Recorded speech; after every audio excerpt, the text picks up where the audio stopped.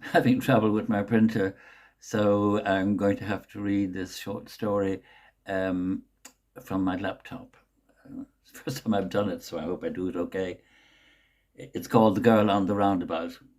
Every evening you saw the girl on the new roundabout throwing a ball for the dog she kept on a lead. She didn't look any more than 12. She reminded him of his younger sister Sandy at that age. She would arrive at 7 and stay for about half an hour. Then after a while she came without her dog. It must have been run over, he decided. The roundabout was a dangerous place to be so late in the evening. Somebody should tell her parents. There were so many cases of rape lately, and many involved young girls like her.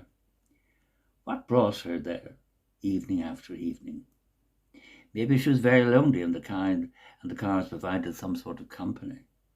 The thought brought a rush of sympathy, for he too felt very lonely, abandoned by his friends and family.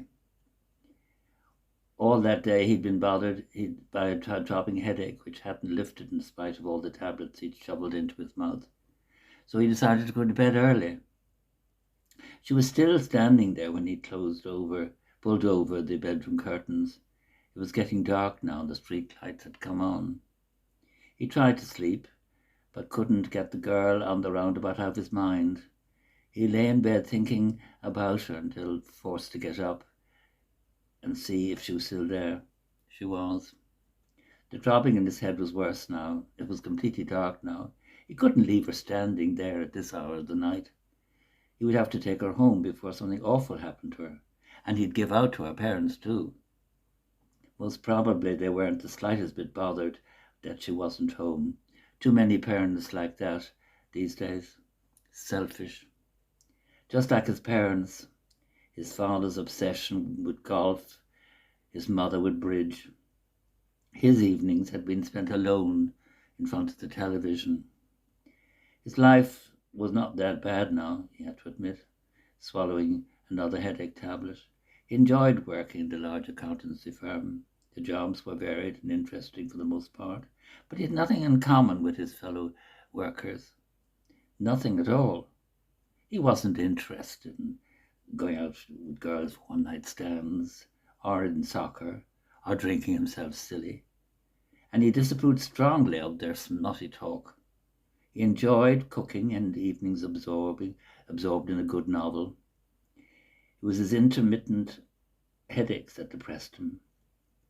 Yes, he would take that girl home and give out to her parents. He parked the car just down the road and walked back to the roundabout.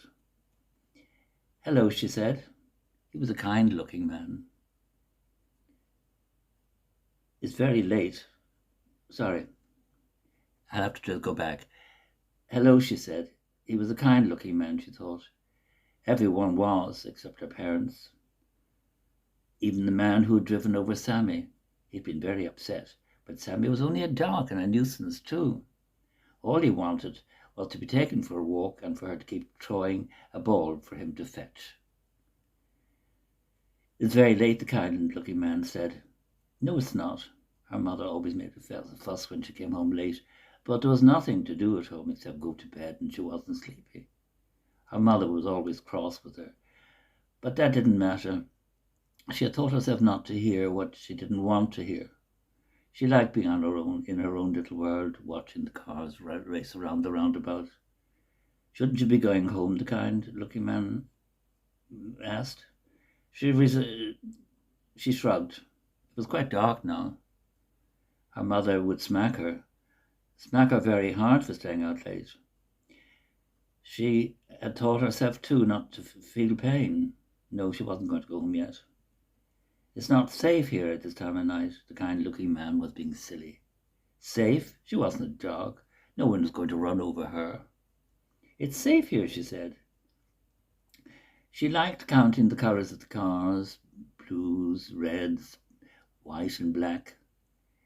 But it was getting too dark now to see them, and the headlights made everything go black after the cars parked. "Where's your dog?" "At home," she said. Best not to tell him that Sammy had been run over. It might upset him. Her mother was very upset. Her father too. But Sammy was only a dog. "You really should be getting home. I'll give you a lift if you like. She smiled at him. It's late. No, it's not. I'll get into your car if you take me for a drive. We could go to the sea. It's not far. I think I'll leave that there now. Okay. I hope I didn't do it too badly. It's the first time, as I say, doing it on a laptop, actually. It's not too bad. Okay. Take care. Bye.